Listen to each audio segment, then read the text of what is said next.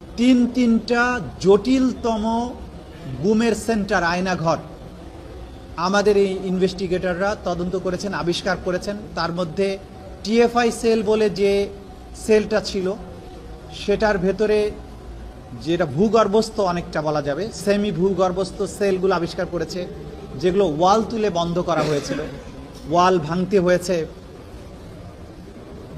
পুরো গার্বেজ দিয়ে সেটাকে ভরে রাখা হয়েছিল, সেগুলোকে সরিয়ে এই ক্রাইম সিনগুলোকে বের করতে হয়েছে। এবং আপনারা জানেন এই কাজ করতে গিয়ে স্বয়ং চিফ প্রসিকিউটর তিনি এই ইনভেস্টিগেশন চলাকালে সেখানে প্রেজেন্ট ছিলেন।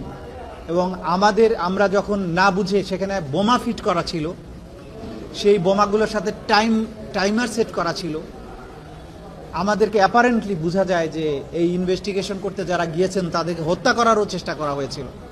এত সব জটিলতার মধ্য দিয়ে যে কাজগুলো এগিয়েছে সেগুলো প্রতিদিন জনসম্মুখে আসেনি।